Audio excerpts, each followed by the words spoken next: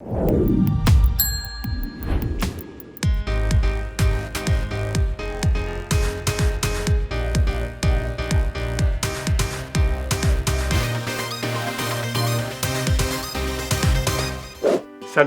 et bienvenue dans Maurienne Zap. Allez, c'est parti.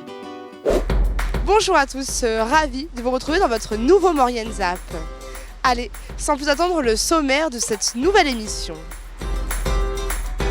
Fête des voisins à Saint-Jean-de-Maurienne. Construction d'une centrale hydroélectrique qui alimentera en électricité décarbonée les habitants de la Tour-en-Maurienne. Visite du chantier de l'église Notre-Dame à Saint-Jean-de-Maurienne. Voilà pour le programme de votre nouvelle émission. Direction les différents quartiers de Saint-Jean-de-Maurienne pour l'annuelle et conviviale fête des voisins. Le vendredi 24 septembre, les habitants de Saint-Jean-de-Maurienne se sont rassemblés pour la fête des voisins. Sur la rue de la Libération, dans la cour d'un immeuble, les habitants se sont réunis pour partager un repas. Ouais, ça fait 20 ans qu'on est ensemble. Maintenant, on fait connaissance des voisins. Ça fait l'amitié, un pont d'amitié. Elle s'est organisée de bouche en oreille. Puis ils l'ont organisé. Elle a mis la feuille là, puis tout le monde. Ça fait 6 habitants, c'est plus facile à organiser. On a mis une fiche, et puis voilà. Chacun participe. Puis, on a tout. Chacun a fait ce qu'il avait venu, et puis voilà, comme ça fait une fête de famille. C'est plutôt une fête de voisinage, ça devient une fête de famille, quoi. Puis direction rue de la Combe, où là aussi un buffet a été installé. Eh ben, tout simplement, on a une voisine de quartier qui nous a mis un petit mot dans les boîtes aux lettres, donc pour nous retrouver ce soir, et donc on a répondu toute la famille positivement à cette sympathique invitation. Eh ben, en fait, oui, il y a un petit peu de monde, et puis c'est vrai je pense qu'on a plaisir de se retrouver avec les moments un petit peu particuliers qu'on vit actuellement. Donc je trouve que ce côté convivial de la fête des voisins est encore plus important cette année que les années précédentes. Ouais, oui, bien sûr qu'on est content. En plus, les enfants sont présents. On va passer une belle soirée dans la discussion, dans la convivialité. Donc c'est très très important. Une fête conviviale qui anime le quartier et qui permet de rencontrer ou de mieux connaître ses voisins. Direction la commune de la Tour-en-Maurienne pour le chantier de construction de la centrale hydroélectrique qui permettra d'alimenter en électricité 1200 personnes.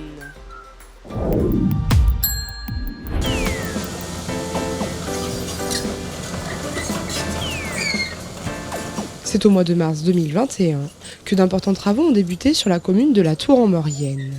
La société Schéma, filiale du groupe EDF, construit depuis ces derniers mois une centrale hydroélectrique. D'une puissance de 1,8 MW, elle permettra d'alimenter Hermillon, Pont-à-Mafrémont-Pascal et Le Châtel en électricité décarbonée. Un chantier divisé en 3 grandes parties. Ouais, exactement. Alors ici, on voit derrière moi du coup la prise d'eau principale. Donc c'est là où on va capter le maximum d'eau. Il y a une deuxième prise d'eau qui est construite sur un autre cours d'eau qui s'appelle l'Alpetas, qui est un petit peu plus haut. Voilà, et donc la particularité du chantier, c'est que ces 2 prises d'eau vont se rejoindre ici et être captées dans une conduite forcée et être amenées jusqu'à l'usine qui est un petit peu plus bas sur la commune d'Hermillon. La particularité de cette usine, c'est comme elle est située dans un lotissement, on a des voisins et pour ne pas embêter nos voisins, on a conçu l'usine de manière à réduire au maximum ses nuisances acoustiques. Et pour ce faire, du coup, on a enterré une grosse partie de l'usine, toute la partie machine, turbinage va être en fait complètement enterrée. Un chantier soutenu par la commune. L'enjeu, il est très simple, c'est à notre niveau, participer à la transition énergétique.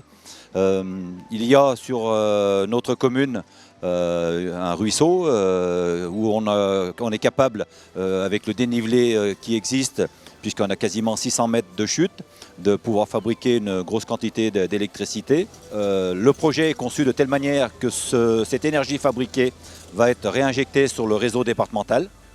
Pour construire la prise d'eau secondaire située à 1400 mètres d'altitude et la prise d'eau principale, il aura fallu faire appel à des techniques bien spécifiques. La conduite forcée, située à flanc de falaise, a nécessité l'intervention d'une pelle araignée acheminée par hélicoptère. Alors, une autre spécificité, c'est justement la conduite forcée, où il y a une grosse partie qui est en falaise. Donc ça, techniquement, c'est un vrai sujet intéressant, en fait. Ça a été un point saillant du projet, parce qu'il a fallu trouver des astuces. Donc, il y a eu beaucoup d'héliportage de fait, à la fois pour cette partie en falaise et à la fois pour la construction de la prise d'eau secondaire, qui ne sont pas possibles d'accès sinon. Et donc voilà, avec des équipes qui interviennent en cordée. Voilà, donc ça, c'était très particulier. Un chantier bien perçu par les habitants, curieux et enthousiastes de ce projet. C'est très important d'impliquer les habitants de la commune concernée dans ce type de projet parce qu'ils sont directement concernés. Ça les touche pendant les travaux, ça les touche après en phase d'exploitation. Donc c'est important de les écouter et d'intégrer éventuellement leurs questions, leurs contraintes, etc. Et voilà, pour le coup, ça s'est super bien passé, que ce soit au moment de la conception de l'usine, quand on a dû réfléchir à des solutions techniques, et aussi au moment des travaux, où l'entreprise du coup qui est en charge des travaux a pu discuter directement avec eux pour le défrichement, ce genre de choses. Ça s'est toujours super bien passé. Un chantier qui devrait se terminer au mois de novembre. La centrale, elle, sera opérationnelle en février 2022.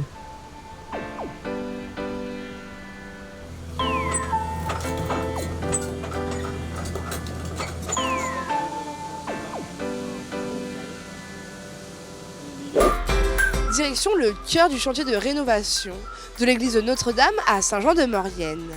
L'occasion de faire un point sur l'avancement du chantier qui devrait se terminer en début d'année 2022.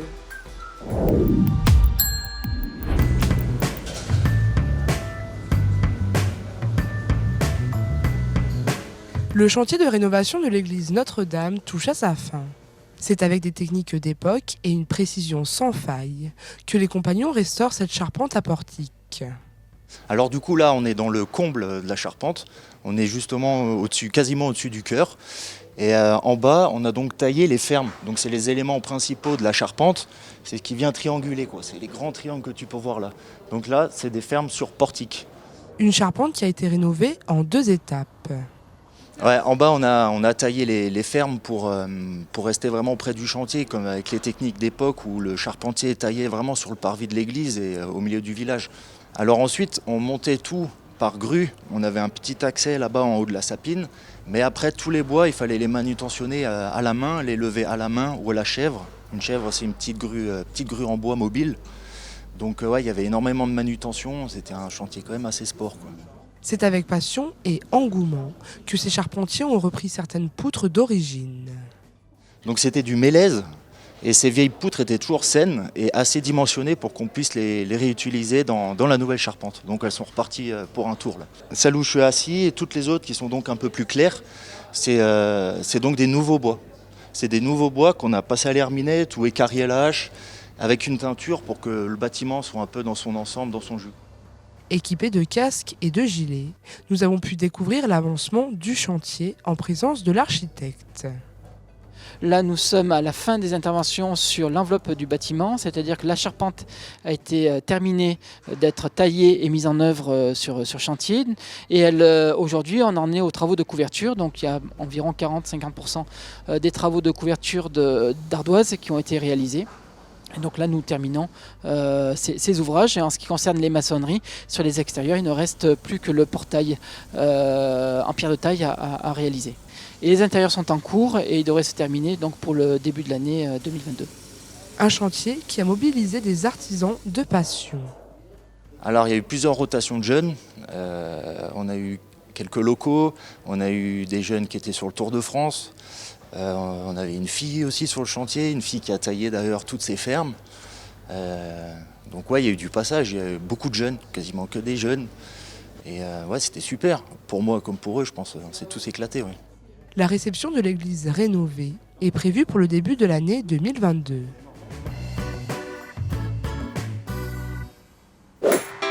Votre ZAP touche à sa fin. Merci d'être toujours aussi nombreux à nous suivre. Retrouvez l'intégralité de tous les reportages sur les réseaux sociaux et sur les box.